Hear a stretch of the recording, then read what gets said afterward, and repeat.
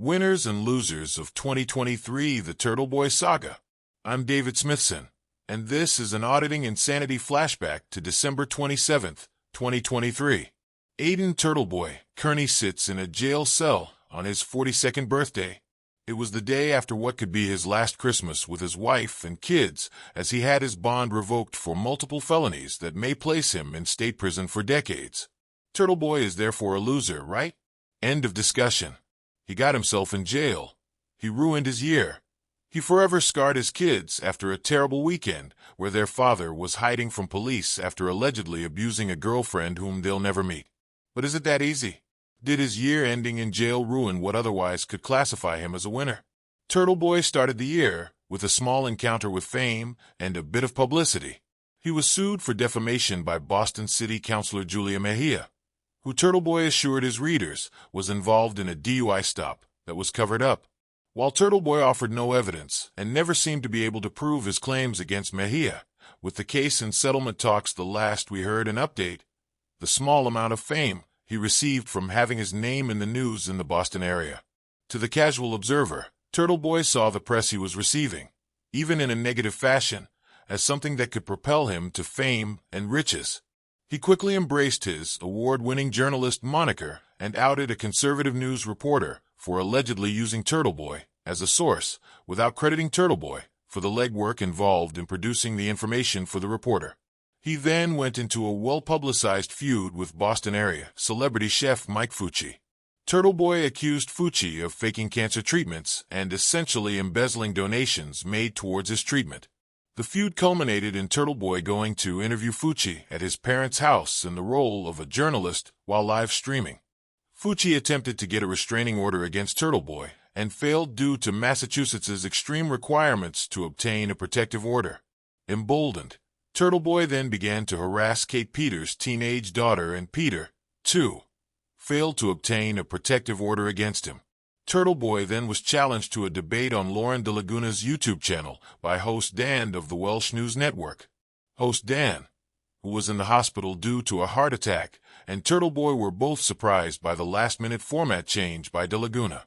De Laguna decided to turn the debate into an episode of a reality TV courtroom drama, with her acting as judge, working with a jury made up of friends and family. When Turtleboy performed badly at the start of the show, De Laguna helped him work through his issues, and the pair double-teamed host Dan through the rest of the show. Somewhere in the mix, Turtleboy met an acquaintance of accused murderess Karen Reed, and Turtleboy's life would change forever. Reed was accused of killing her boyfriend, Boston police officer John O'Keefe, in 2020 by drunkenly backing into him with her car during a snowstorm and leaving him to die from his injuries. By the start of the summer, Turtleboy was fully ingrained as an unofficial spokesperson for Reed. Documents and news from the case would allegedly be leaked to Turtleboy, who then put his own spin on things as he insulted and berated witnesses in the murder trial and used his established blog and YouTube channel to promote an alternative theory of the death of O'Keefe. In Turtleboy's world, the friends O'Keefe was attempting to visit the night of his death now murdered him as he entered the house. A grand conspiracy played out with every major police agency in the state becoming involved in the hours between the incident that killed O'Keefe and the discovery of his body the next morning. The conspiracy theory and attacks on witnesses and police played well with Turtleboy's audience. He capitalized on the interest in the case by selling Free Karen Reed t-shirts and immediately became the face of the Free Karen Reed movement. Turtleboy spent the summer into early fall as the leader of the movement, drawing between 30 to 100 people at a time to rallies outside of witnesses' homes and outside the courthouse for every court appearance by Reed. His followers began to follow witnesses in the case, with some taking photographs of witness Jen McCabe as she was vacationing.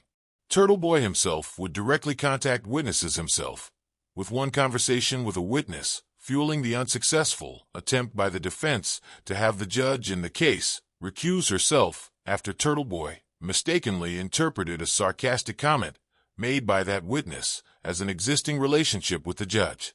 In attendance of his rallies and overall influence over actual followers in his area, no other member of the First Amendment auditing community could rival Turtleboy. Even Long Island Audit, who could draw viewers to his YouTube channel in numbers that Turtleboy could only dream of, could not bring in the sheer volume of local supporters to his rallies as Turtleboy could. Everything was going Turtleboy's way, until the indictment. Turtleboy was indicted in October on multiple felony charges of witness intimidation, conspiracy, and picketing.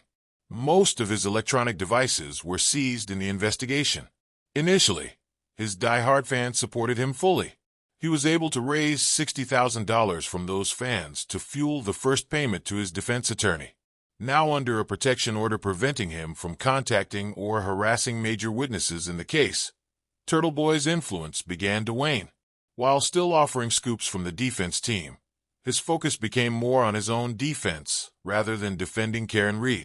In late December, Turtleboy's district-level charges were vacated and replaced with charges in Massachusetts Superior Court, while the protection orders preventing him from contacting witnesses was also vacated in the move to Superior Court. Turtleboy did not get a chance to test his restored freedom as he was released with the instruction not to commit more crimes before his next hearing in the case. Hours after Friday's hearing, Turtleboy went to the house of one of his many girlfriends. This girlfriend had apparently previously testified to the grand jury involved in the case against him.